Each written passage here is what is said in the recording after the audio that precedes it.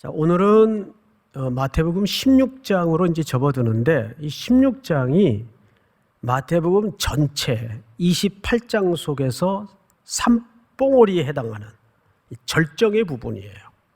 베드로의 고백도 16장에 담아져 있죠. 그래서 16장은 하이라이트라고 할 정도로 아주 중요한 장이 되겠습니다. 그래서 오늘 이 첫 번째 하나님의 일기예보, 이 기상 상황을 유비하셔서 지금 뭔가를 말씀하시는데, 그 부분을 살피기 위해서는 우리가 지난주 스킵하고 지나간 15장의 끝부분을 좀 같이 볼 필요가 있죠. 자, 29절을 한번 보십시다. 29절. 예수께서 거기서 떠나사 갈릴리 호숫가에 이르렀다, 이렇게 돼 있어요. 자, 앞을 좀 보십시다. 거기가 어디입니까? 두로와 시돈 지역이었죠. 그 가나안 여인이라고 불리웠던 수로보니게 여인 이야기를 함께 나누었었습니다. 매우 치열한 예수님과의 한판 승부가 있었죠. 예수님이 첫 번째 여인의 너무도 절박하고 간절한 딸의 치유에 대한 요구에 아주 낯선 모습을 보이셨어요. 나는 이스라엘로 보냄을 받았지 이방인으로 보냄을 받지 않았다. 이거는 우리가 만날 수 없었던 예수님의 아주 낯선 태도였습니다. 두 번째로 여인이 물러서지 않자 이렇게 설명을 합니다. 자녀의 떡을 취해서 개들에게 주는 것이 옳지 않다. 이거 더더욱 가혹한 얘기를 하셨어요. 이 정도 되면 자존심 상해서라도 여자가 물러날 줄 알았는데 더 바짝 달려듭니다. 여기서 본격적인 예수님과의 한판 승부가 벌어져요. 예, 당신 말씀이 옳습니다. 저 개입니다. 그래서 호칭이 주인으로 바뀌죠. 주여에서 주인님. 그러면서 이렇게 얘기를 해요. 그러나 당신 말이 옳지만 개들도, 이제 자기가 개로 정의된 거예요. 스스로. 개들도 주인의 상에서 떨어지는 떡부스러기를 먹지 않습니까? 그 은혜라도 저는 줬습니다. 그러자 이 여인을 향해서 예수님이 손을 들어요. 네 믿음이 크도다. 네 믿음이 크도다. 대단한 여인이에요. 자, 그리고 나서 이제 그 지역을 떠나신 거예요. 그리고 갈릴리 쪽으로 돌아오셨죠? 자, 29절을 보세요. 떠나사 갈릴리 호숫가에 이르러 산에 올라가 거기 앉으시니, 항상 예수님이 어디에 앉으셨다는 말은 통치의 시작, 경영의 시작을 담고 있는 겁니다. 그러자 큰 무리가 몰려들어요. 근데 그 무리의 면면을 좀 보십시다. 다리 저는 사람, 장애인, 맹인, 말 못하는 사람, 기타 여러 그런 유사한 인생의 부류들을 데리고 예수님 발 앞에 앉히십니다. 그러자 예수님이 그들을 다 고쳐요. 다 정상적으로 되돌려놔요. 회복의 역사를 암시하고 있는 거죠. 그러자 31절, 말 못하는 사람이 말하고 장애인이 온전하게 되고 다리 저는 사람이 걸으며 맹인이 보는 것을 무리가 보고 놀랍게 여겨 이스라엘의 하나님께 영광을 돌리니라, 이렇게 돼 있어요. 이게 뭘까? 자, 그래서 이 부분은 사실상 오래전에, 수백 년 전에 이사야라는 선지자가 예언을 하나 했어요. 이런 예언이었어요. 우리가 기다리던 그 메시아가 오시면 이런 표적이 따를 것이다. 그래서 그 표적의 성취, 표적은 어디까지나 표적이잖아요. 근데 그것의 실체가 예수님 자신이라는 걸 설명하기 위해서 이런 역사 속에서 실제 퍼포먼스를 하시는 거예요. 그러니까 이 기적은 기적 자체로만 목적이 있는 게 아니에요.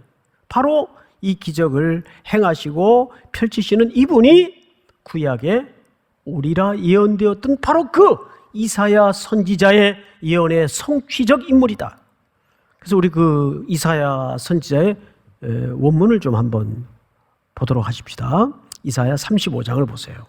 그때에 맹인의 눈이 밝을 것이며 못 듣는 사람의 귀가 열릴 것이며 그때 저는 자는 사슴같이 뛸 것이며 말 못하는 자의 혀는 노래하리니 이는 광야에서 물이 솟겠고 사막에서 시내가 흐를 것임이라. 그때가 오면 이런 일이 일어날 것이다. 그런데 오늘 갈릴리 호숫가에 몰려든 이 불행한 인상 군상들의 모든 면면이 일치합니까? 안 합니까? 이런 사람들을 예수님이 고쳐내요. 그리고 나서 두 번째 스토리를 우리가 좀 봐야 됩니다. 32절 예수께서 제자들을 불러 이르시되 내가 무리를 불쌍히 여기노라. 그들이 나와 함께 있은 지가 이미 며칠입니까? 3일이에요. 사흘이매 이렇게 돼 있어요. 사흘이매. 그러니까 이들은 사흘 동안 어떤 상태였어요? 텅 빈 들판에서 먹을 것 없이 그냥 팽개쳐진 이런 상태로 기가 막힌 절망스러운 상태로 놓여져 있던 사람들이었어요. 그런데 이 사람들을 예수님이 어떻게 여기신다고 되어 있죠? 불쌍히 여기노라. 모든 구원과 은혜의 시작은 우리의 불쌍히 여길 만한 상태에 있지 않아요. 그분의 긍휼하심에서 기초가 있습니다. 다시요. 우리가 그렇게 불쌍히 여김을 받을 만한 상태가 구원의 은혜의 출발점이 아니에요.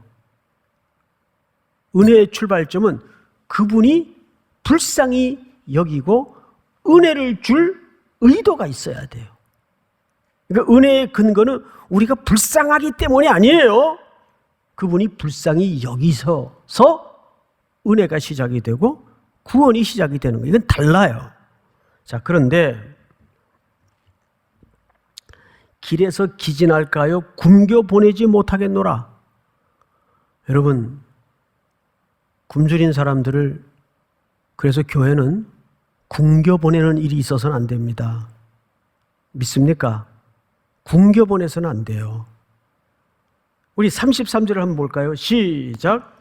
제자들이 이르되 광야에 있어 우리가 어디서 이런 무리가 배부를 만큼 떡을 얻으리이까. 네, 이 제자들은 장차 교회의 모형일 텐데 고민에 빠진 거예요. 어디서 이 사람들을 다 해결할 수 있겠습니까? 방법이 없습니다. 그 뜻이에요. 그러자 34절 예수께서 이르시되 너희에게 떡이 몇 개나 있느냐? 이르시되 7개와 작은 생선 두어 마리가 있나이다 하거늘.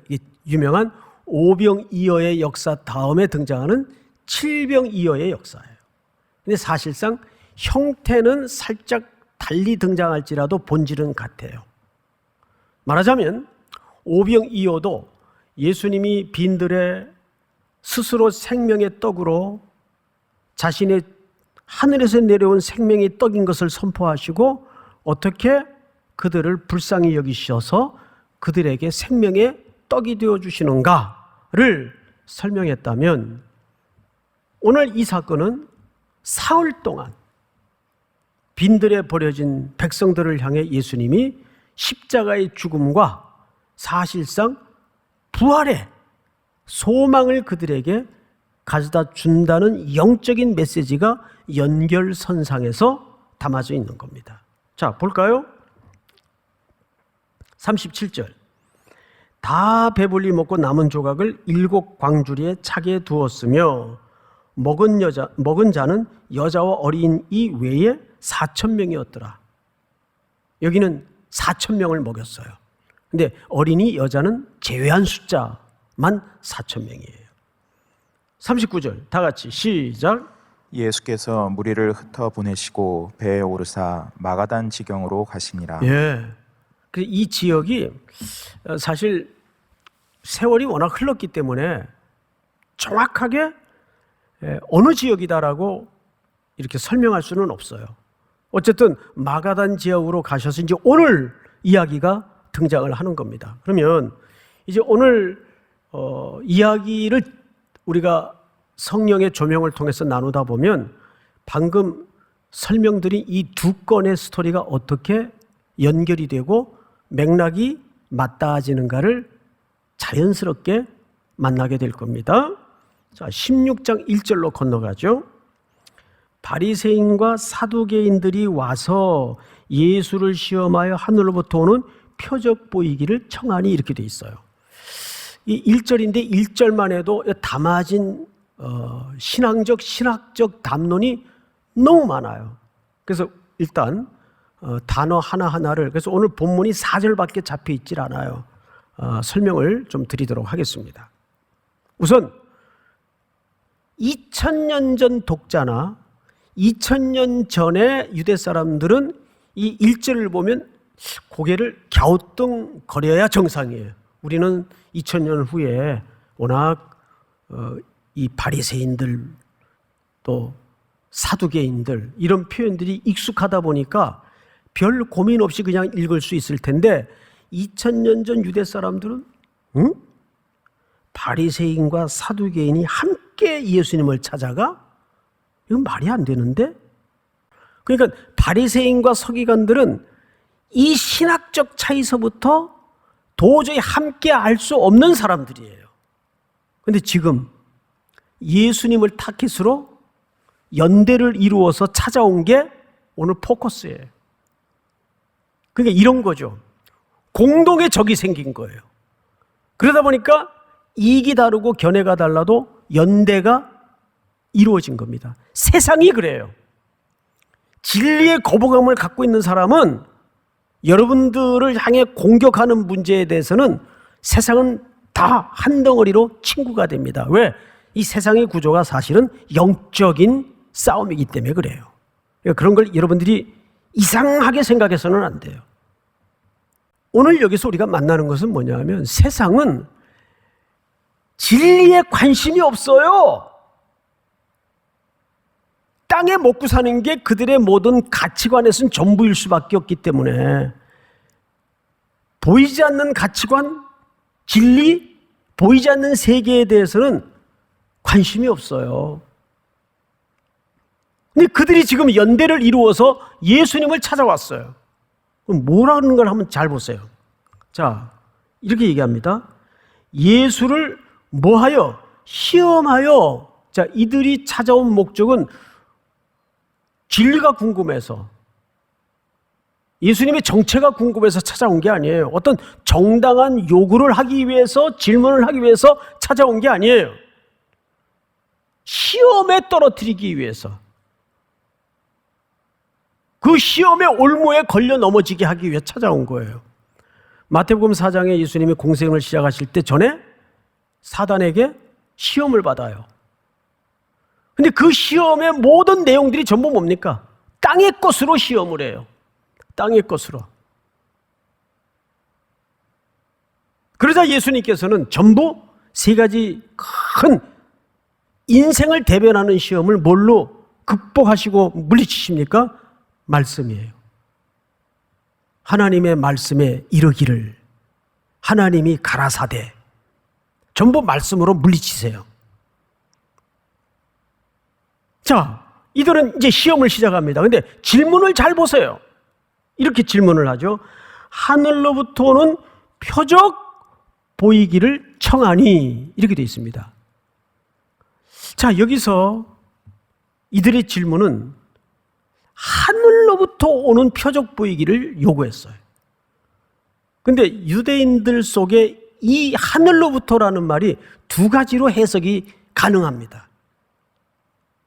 첫째는 우리가 이렇게 나가면 물리적으로 위를 쳐다보면 보이는 그 물리적 하늘, 아니면 마태의 용법 또는 유대인의 개념상 유대인들은 하늘을 어떻게 이해를 또 다르게 가질 수 있는가 하면 하나님을 직접적으로 표현할 수가 없어서 하늘에서라고 표현을 하기도 합니다.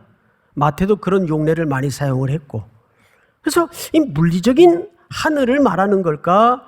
하나님을 하늘로 표현한 걸까? 여러분 생각에는 어떠했을 것 같습니까? 전자일까요? 후자일까요? 이거는 후자입니다. 하늘로 설명을 했지만 하나님께로부터 온 표적을 보여달라라고 질문을 한 거예요. 자, 그러면 여러분, 이것보다 아이러니한 질문이 어디 있어요?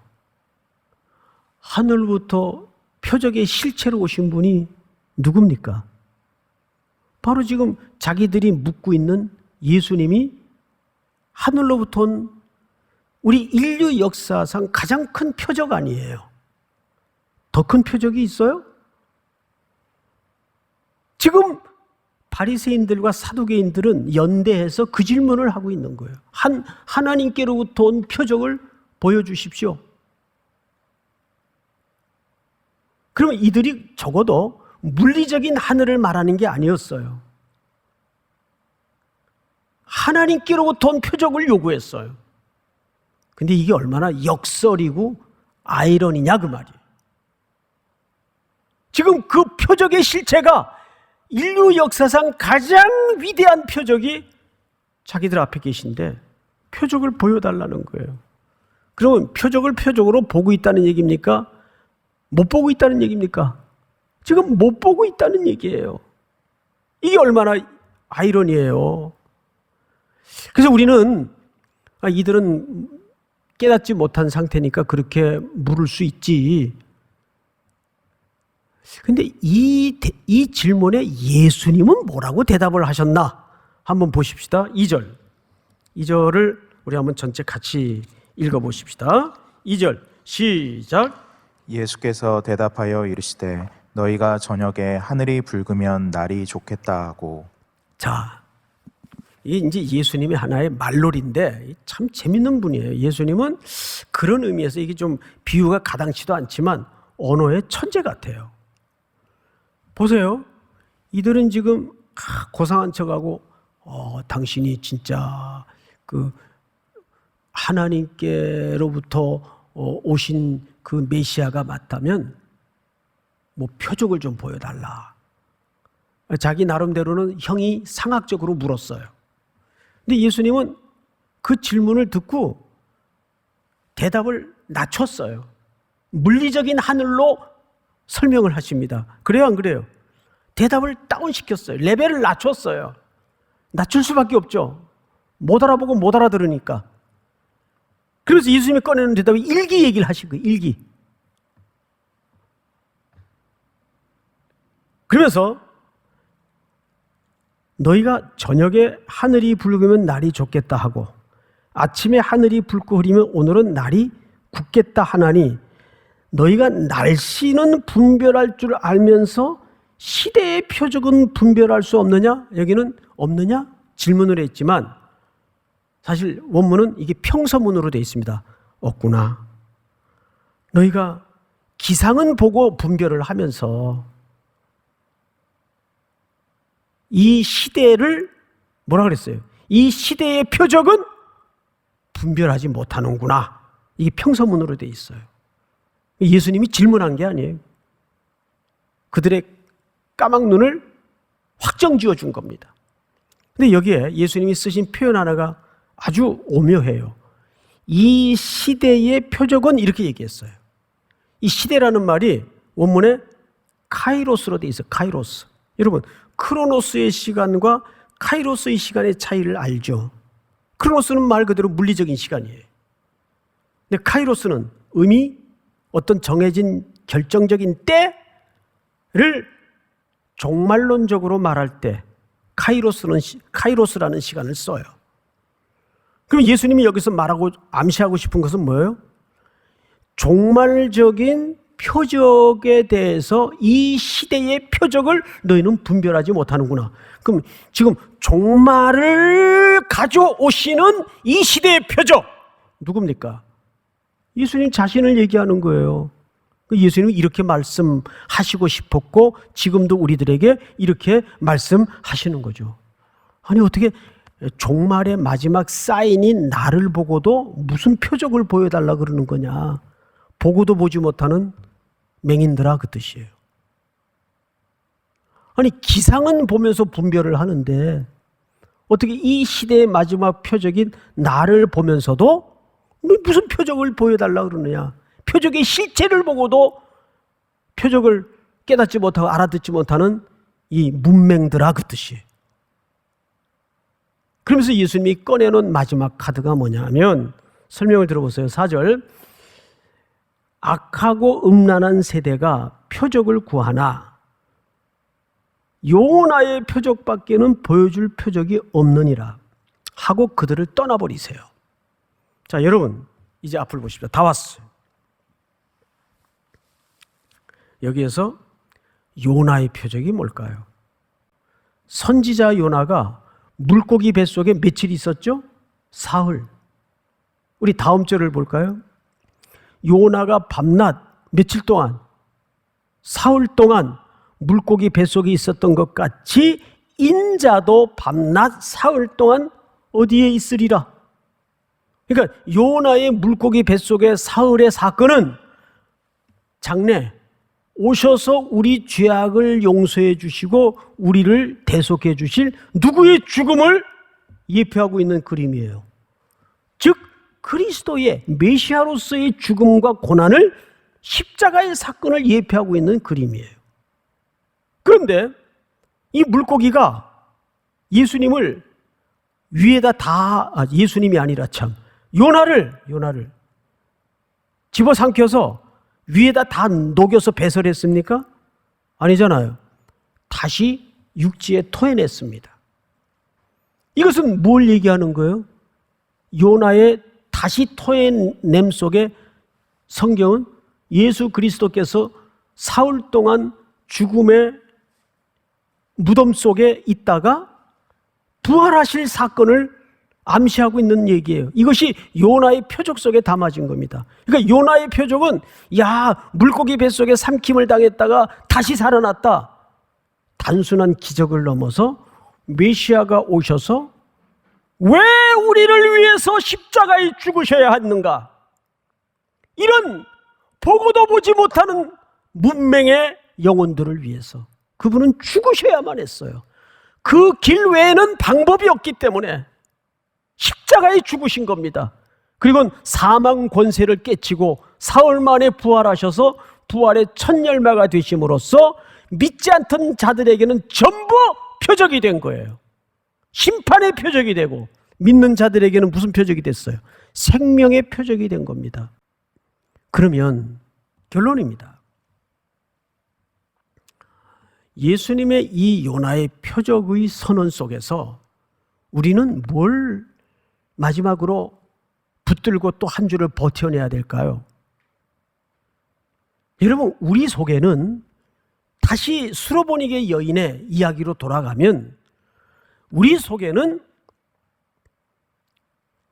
어떤 의로울 만한 여지나 근거가 1도 없어요.